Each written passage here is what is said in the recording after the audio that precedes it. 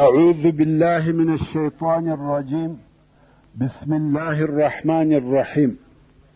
إن الحمد لله نحمده ونستعينه ونستغفره ونعوذ بالله من شرور أنفسنا وسيئات أعمالنا. من يهده الله فلا مضل له ومن يضلل فلا هادي له، وأشهد أن لا إله إلا الله وحده لا شريك له، وأشهد أن محمدا عبده ورسوله صلى الله عليه وآله وسلم تسليما كثيرا. أما بعد،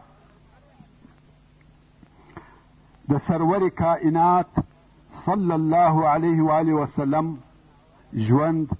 محترم ورونو، زموږ کیسه دې ځای ته رارسېدلې وه. حلیمه وایي بیا نو موږ و بني سعد ته و خپلو کورو ته ورسېدو او د الله تعالی په مځکو کې د باران د نه کېدو په سبب زموږ تر ځای وچ ځای نه و. خو بیا هم زما پسونه چې به راغله ماړه او غولانځې به د شیدو ډکې وې.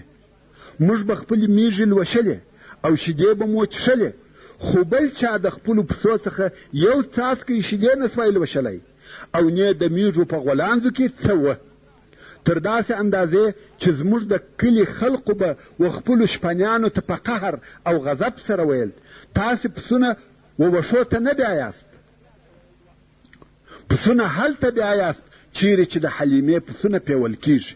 چوپانانو به ورته ویل په والله زموږ او د حلیمې پسونه یو ځای ګرځي. خو بیا به هم د دوی پسونه وږي راغله او یو څاڅکی شیدې به نه کولې، خو زموږ پسونه به ماړه او د میږو غولانځې به د شیدو ډکې وې. زموږ دغه حال و.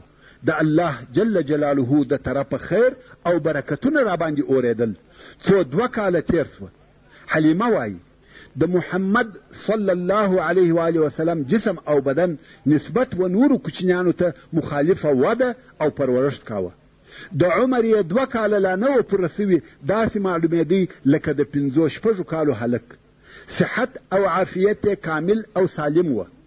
په خبرو کې یې فصاحت و، خبرې یې سمې او پوره کولې. کم وخت چې د ده علیه الصلاة وسلام 2 کاله پوره سوه، مور ته مو وروستی او عادت همدا و چې دایګانو به هلکان پس له 2 کلو خپل مور او پلار ته وروستل. خو ځینو پلرو به د 2هم وار دپاره بیا دغه کوچنی ودایي ته ورکوي چې څه موده دې نوره هم په صحرا کې تېره کړي، او ځینو خلقو به پر دغه 2 کلو بس کړه. نو اوس حلیمې هم محمد صلی الله علیه و آله وسلم و مکې مکرمې او خپلې مور ته راوستی، مګر کوشش کوي چې بیرته یې د ځانه سره بوزي. خو د رسول الله صلی الله علیه و آله وسلم مور امینه ورته وایي بس ته د لیدې وي، او حلیمه ورته وایي دلته ګرمي ده، مرضونه دي، دی تر اوسه ښه نه دی لوی سوی، څه موده به نور هم را سره بوزم. حلیمه وایي موږ دا کوشش کاوه چې بیرته یې را سره بوزو، ځکه موږ په ده کې هغه برکتونه لیدلي وه څو په آخر کې مو د محمد صلی الله علیه و آله وسلم مور راضي کړه چې بیا یې را سره بوزو، او 2هم وار مو بیا بني سعد ته راوستی. ورونو، دلته به ستاسې د معلوماتو د زیاتوالي دپاره د رسول الله صلی الله علیه و آله وسلم رضاعت او رضعي ورونه او خوندې در وښول سي. اول، هغه څوک چې و رسول الله صلی الله علیه و آله وسلم ته یې پس له د ده د مور څخه تی ورکړی دی هغه سویبه ده چې د ابولهب ازاده سوې مینځه وه، چې هغې د خپل زوی سره چې مسروح نومېدی تی ورکوي. او دغې سویبې تر رسول الله صلی الله علیه و آله وسلم د مخه و حمزه رضی الله تعالی عنه ته هم تی ورکړی و، چې په دې حساب سره حمزه رضی الله تعالی عنه چې د رسول الله صلی الله علیه و آله وسلم اکاو او رضعي ورور یې هم سو. او دغه سویبې په وروسته کې و ابو سلمه رضی الله تعالی عنه ته هم تی ورکړی دی. نو ابو سلمه رضی الله تعالی عنه هم د رسول الله صلی الله علیه و آله وسلم رضعي ورور سو.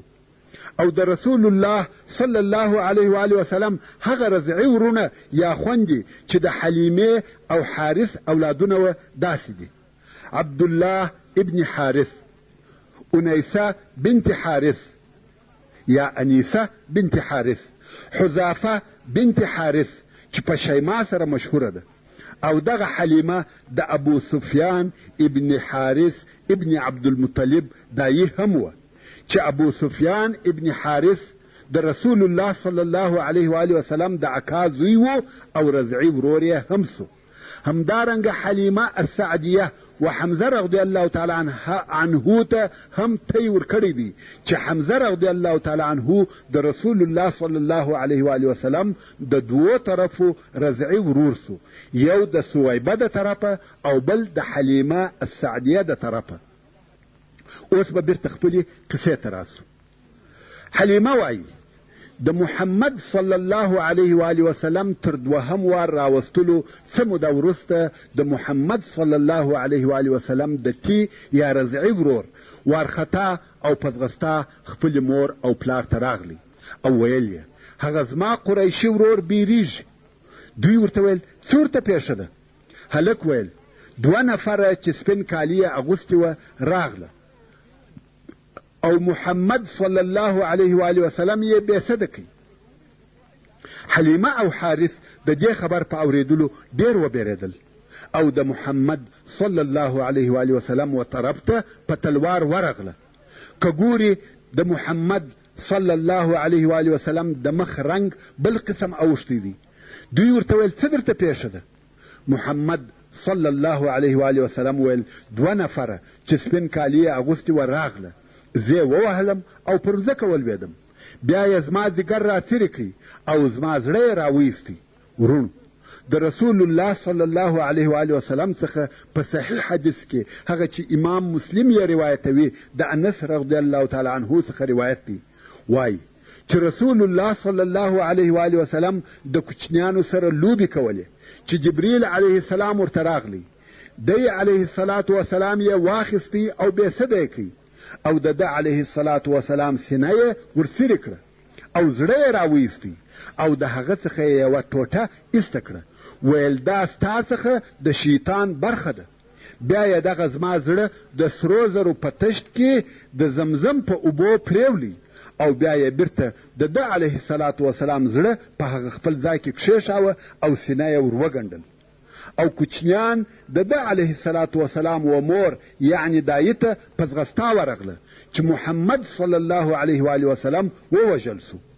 دوی ژر هلته ورغله، ویلې ده چې د ده علیه الصلاة وسلام د رنګ بڼه اوښتې ده، چې د حدیث شریف لفظ داسې دی: عن انس ان رسول الله صلی الله علیه و آله وسلم اتاه جبریل وهو يلعب مع الغلمان فأخذه وصرعه فشق عن قلبه فاستخرج القلب فاستخرج منه علقة فقال هذا حظ الشيطان منك، ثم غسله في طست من ذهب بماء زمزم ثم لامه ثم أعاده إلى مكانه.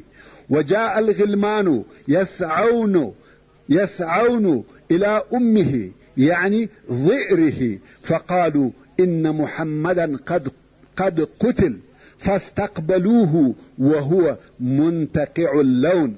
رواه مسلم. دلته د دې واقعې په لیدلو حلیمه ډېره وبېرېده او خپل میړه حارث ته وویل شاید دغه نفر د پیرانانو څخه وي، موږ باید دغه هلک د مخه تر دې چې څه ورته پیښه سي و خپلې مور ته ورولو. نو یې محمد صلی الله علیه و آله وسلم مکې مکرمې او خپلې مور ته وروستی، ویل دا دی ستا زوی مو جوړ روغ صحیح او سالم درته راوستی. د ده علیه الصلاة وسلام مور په تعجب کې سوه، ویل سبب څه دی چې راموستی؟ تاسې خو په هغه بل وار ډېر کوښښ کاوه چې در سره بویه ځي او اوس مو په خپله راوستی؟ حلیمې ویل نه ویل کېږي، د دنیا شی او بدې دي، سبا به یو تکلیف ورته پیښ سي او ته به موږ ملامتوې، خو اوس مو صحیح سالم راوستی. آمینې ویل یا یو سبب سته او حال به راته وایاست. خو حلیمه آخر مجبوره سوه او د هغه نفرو قصه یې ورته وکړه. آمینې ویل تاسې پر ده د جن څخه وبېرېدلاست؟ دوی ویل هو. آمینې ویل یا هیڅکله وده ته جن نسی ورسېدلی ځکه ما د ده د ولادت په وخت کې خوب ولیدی چې یو څوک راته وایي ووایه اعیذک بالله الواحد من شر کل حاسد قسم دی چې وده ته جن او شیطان نسی ورسېدلی خیر حلیمه بیرته و بني سعد ته ولاړه او محمد صلی الله علیه و آله وسلم د خپلې مور سره پاته سو کم وخت چې د محمد صلی الله علیه و آله وسلم عمر و شپږو کلو ته ورسېدی د رسول الله صلی الله علیه و آله وسلم مور د خپل وفات سوي میړه سره د وفا په سبب دا خوښه وبلل چې د هغه د قبر زیارت چې په یثرب کې وکړي نو د مکې مکرمې څخه رهي سوه او 500 کیلومتره لار یې مزل وکړي څو و یثرب ته ورسېده او د دې سره په دې سفر کې د دې کوچنی زوی محمد صلی الله علیه و آله وسلم او د دې خادمه ام ایمن او د دې خسر عبدالمطلب ملګري وه یوه میاشت یې په مدینه منوره کې تېره کړه د هاخوا چې بیرته مکې مکرمې ته راتله د لارې په شروع کې مریضه سوه او په ابوا کې وفات سوه ابوا د مکې مکرمې او مدینې منورې په مابین کې د یو ځای نوم دی او په دغه وخت کې د رسول الله صلی الله علیه و آله وسلم عمر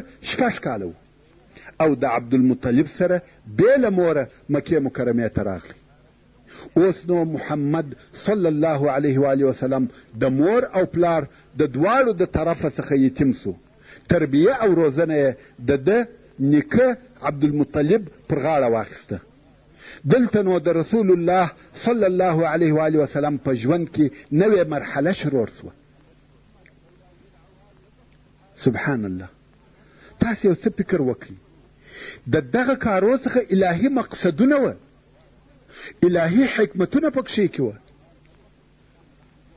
تر ولادت د مخه یې پلار وفات سو عمر یې 6 کاله دی مور یې وفات سوه او اوس د نیکه په کور کې تربیه کیږي محترم ورونو په دغه بحثو کې مو دا وویل چې عربو د مخه تر اسلام د جاهلیت په وختو کې څونه ناوړه کارونه کول حتی ژوندي انسانان یې ښخول او بیا مو د رسول الله صلی الله علیه و آله وسلم معزز او مشرفه نسب درته بیان کړي چې د شریف او محترم نسب خاوند و ځکه چې د الله جل جلاله اراده هم داسې وه چې د ده علیه الصلاة وسلام نسب باید شریف او لوړ وي دا د پاره د دې چې څوک د نسب پیغور ورنکي او خلق په ده علیه الصلاة وسلام باور او اعتماد ولري او بل دی علیه الصلاة وسلام باید قوي قوم ولري چې دغه قوم یې د دشمنانو او تجاوزګرانو د تجاوز او تیري څخه وساتي او همیشه پیغمبران هم داسې وي چې په قوي او معززه قوم کې پیدا کیږي او په هغه خپل قوم کې مبعوث کیږي چې د دې څخه مقصد هم دا دی چې په خپل قوم وساتل سي لکه څرنګه چې الله عز وجل د سورة هود په 1 نمبر آیات کې فرمایي ولولا رهتک لرجمناک چې دا د شعیب علیه السلام قوم و او شعیب علیه السلام ته وایي که چیرې ستا قوم نه وای موږ به ته رجم کړی وای یعنی د ډبرو په ویشتلو به مو وژلی وای نو که یو پیغمبر د یو عادي نسب څخه وي یا قوم ونه لري د هغه نبي آزارول د خلقو دپاره ډېر اسانه وي او تاسې به په راتلونکي بحث او بیان کې ووینئ چې دغه د نسب شرافت د دې سبب وګرځېدی چې د یوه طرفه خلقو د رسول الله صلی الله علیه و آله وسلم احترام کاوه او اعتماد یې پر درلودی او د بله طرفه خلق د ده د آزاره څخه منع کول او بیا مو د رسول الله صلی الله علیه و آله وسلم د ولادت بیان درته وکړي چې کومې معجزې او کرامتونه د ده علیه الصلاة وسلام د ولادت سره یو ځای وه دا هم د دې دپاره چې و خلقو ته د ده علیه الصلاة وسلام د راتګ زیري ور معلوم سي که څه هم د ده علیه الصلاة وسلام د راتګ علامې په پخواني آسماني کتابو کې ډېرې وې خو سربیره پر هغه حوادث چې د ده علیه الصلاة وسلام د ولادت سره یو ځای پیښ شوه په دې ټولو کې د خاتم النبیین صلی الله علیه و آله وسلم د راتګ اشارې وې او بیا مو د ده صلی الله علیه و آله وسلم د یتیم کېدو حال بیان کړي. د مخه تر دې چې و دنیا ته تشریف راوړي د پلار د طرفه یتیم سو، او کم وخت چې عمر 6 کلو ته ورسېدی د مور د طرفه هم یتیم سو. دا ټوله د الله جل جلاله اراده وه. علماء کرام د ده علیه الصلاة وسلام د یتیم کېدو دپاره ډېر سببونه بیانوي، چې یو د هغو څخه دا دی چې په ده صلی الله علیه و آله وسلم کې رحمت، شفقت او مهرباني پیدا سي. ولې؟ که څوک د یتیموالي په حالت کې په خپله ژوند وکړي، هغه داسې نه وي لکه اورېدلي چې وي. په عربي کې مثال دی، وایي لیس الخبر کالمعاینه، اورېدل داسې نه دي لکه لیدل. شنیده کی بود مانند دیده. دا چې یو سړی د یتیم پر سر لاس تیر کړي، دا چې یو سړی د یتیم پر سر لاس تیر کړي یا د یتیم سره کومک وکړي، هغه داسې نه دی لکه خپل ژوند چې په یتیمواله پر تیر سوی وي. د دې دوو په مابین کې ډېر زیات فرق دی. نو الله جل جلاله په دغه یتیمواله سره دی علیه الصلاة وسلام رحیم او مهربانه تربیه کوي. لکه څرنګه چې په حدیث شریف کې رسول الله صلی الله علیه و آله وسلم فرمایي ادبني ربي فاحسن تعدیبي، یعنی زما رب ادب او تربیه راکړه او په ښه ادب سره مؤدبه کړم. نو تربیه یې الهي وه او الله جل جلاله ښه ادب او ښه اخلاق ورکړه. او د ده علیه الصلاة وسلام د ژوند دغه حالات تصادفي او د ژوند پیښې نه دي، بلکې د دې شیانو د پیښېدو تر شا لوی مقصدونه وه. علماء کرام د ده علیه الصلاة وسلام د یتیموالي نور سببونه هم وایي، خو زه د بحث د اوږدوالي د بیرې د هغو تر بیانولو تیریږم. او دا بیان مو هم درته وکړي چې رسول الله صلی الله علیه و آله وسلم په صحرا کې تربیه سو، او د صحرا د تربیې فایدې مو هم بیان کړې، چې اول صحت او عافیت دی، او بل د مشکلاتو تحمل دی.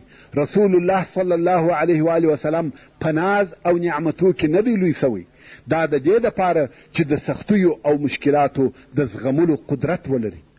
که تاسې د رسول الله صلی الله علیه و آله وسلم وراتلونکي ژوند او حالاتو ته وګورئ، وبه وینئ چې د ده صلی الله علیه و آله وسلم ټول عمر په جهاد، عبادت، تکالیفو او آزارو تیر سوی دی. او بل د صحرا د ژوند څخه د ژبې فصاحت او بلاغت حاصلیږي.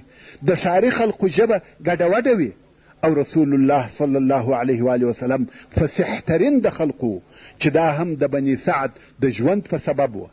ځکه رسول الله صلی الله علیه و آله وسلم په خپله فرمایي کم وخت چې ابوبکر صدیق رضی الله تعالی عنه و رسول الله صلی الله علیه و آله وسلم ته وویل یا رسول الله ما تر تا فصیح نه دی لیدلی، رسول الله صلی الله علیه و آله وسلم وفرمایل څنګه به داسې نه وي یا ابابکر، زه د قریشو څخه یم او په بني سعد کې تربیه سوی یم. ورونو، اول قریش په خپله فصیح وه، او بل بني سعد هم په فصاحت کې شهرت درلودی. ورونو، د رسول الله صلی الله علیه و آله وسلم غریب او مسکین لوی سو، مال یې نه درلودی. هو محمد صلی الله علیه و آله وسلم په نسب مشرفه او معزز دی، خو د مال خاوند نه و. او د دې سبب چې د ده کورنۍ مال نه درلودی دا و چې د عبدالمطلب کورنۍ د حاجانو د خوړو او چښلو مسؤله وه. یعنی د حاجانو دغه مصارف چې رفاده او سقایه ورته ویل کېده د دوی پر غاړه وه. نو ځکه زیات مال نه ورسره پاته کېدی. د سخا او ډوډۍ ورکولو په سبب د دوی سره هیڅ مال نه و، او سخیان همیشه غریبان وي. یو مثال یې حاتم طائی دی چې په عربو کې ډېر مشهوره سخي و، خو دی د سخا په واسطه ډېر غریب و، ځکه په لاس کې شی نه پاته کېدی. د عبدالمطلب هم دغه حال و، د سخا او ورکړې په سبب یې څه نه درلوده. نو محمد صلی الله علیه و آله وسلم ولې غریب او مسکین لوی سو؟ په دې کې هم الهي مقصدونه وه، چې یو د هغو مقصدو څخه دا و چې د مسکین او محتاجه په حال خبر وي.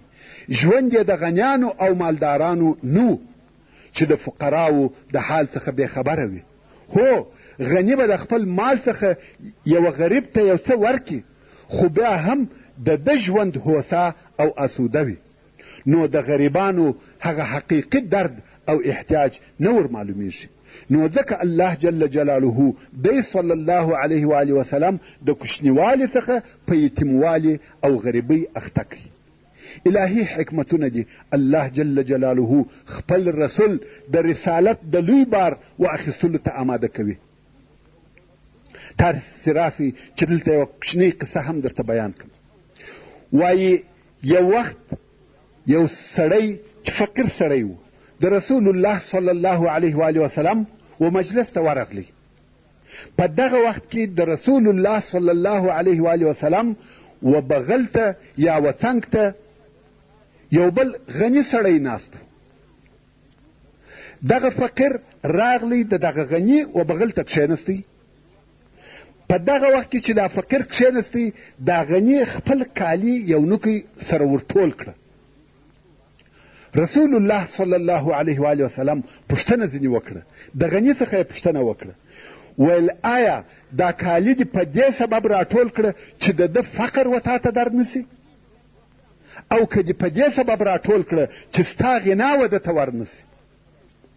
د سړي څخه غلط کار پېښ شوی و، خطا ځینې پېښه شوې وه.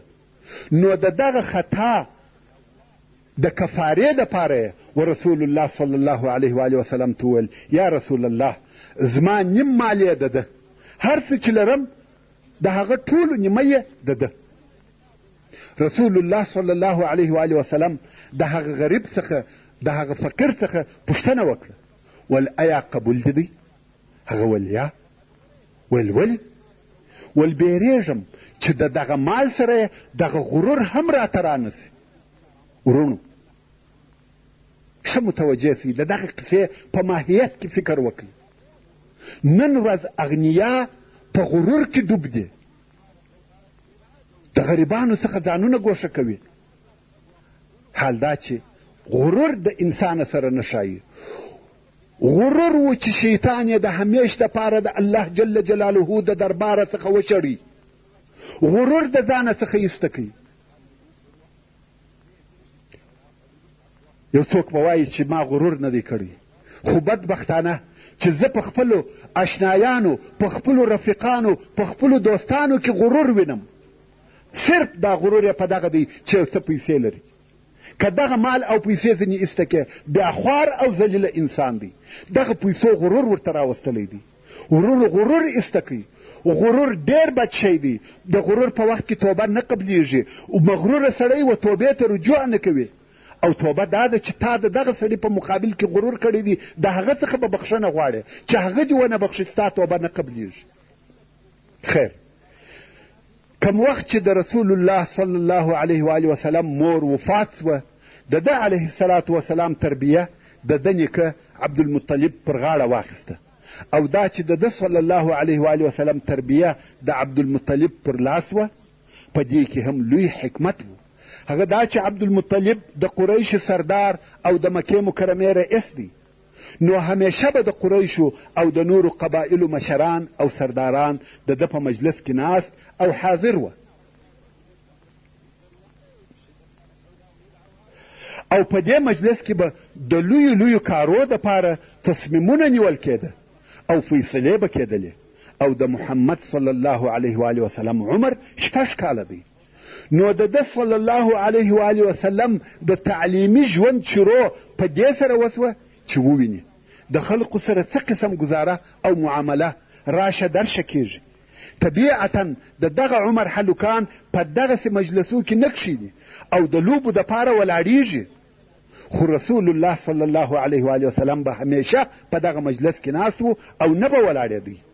دا د الله جل جلاله اراده وه چې محمد صلی الله علیه و آله وسلم پوسي چې د خلقو سره باید څنګه ژوند وسي، نه یوازې د غریبانو او صحرایي عربو سره، بلکې د سردارانو او د قومو د مشرانو سره.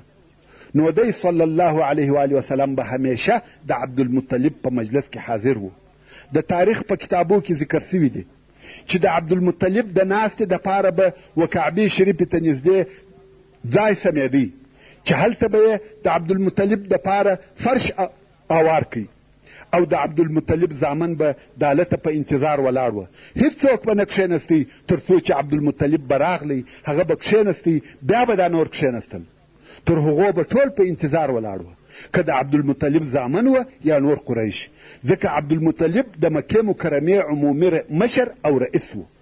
مګر رسول الله صلی الله علیه و آله وسلم چې په عمر هم کم او کوچنی و، تر عبدالمطلب د مخه به راغلی او هلته به پر هغه فرش کښېنستی.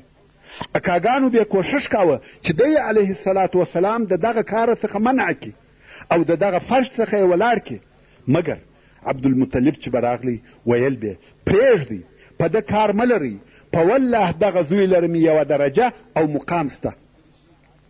نو به رسول الله صلی الله علیه و آله وسلم همیشه د عبدالمطلب په مجلس کې ناست او حاضر و. تاسې پوهیږئ چې دې مجلس ته به همیشه مشران، مخور او د نورو ځایو څخه ډلې راتلې او رسول الله صلی الله علیه و آله وسلم 2 کاله په دې مجلس کې کښېنستی او دا یې هم زده کړه چې د قومو د مشرانو سره څه قسم معامله او خبرې کیږي. کم وخت چې د رسول الله صلی الله علیه و آله وسلم عمر 8 کاله سو، عبدالمطلب هم وفات سو، چې دا د محمد صلی الله علیه و آله وسلم دپاره بل وار یتیموالی و. وصلى الله تعالى على خير خلقه محمد وآله وأصحابه وأهل بيته أجمعين. والسلام عليكم ورحمة الله وبركاته.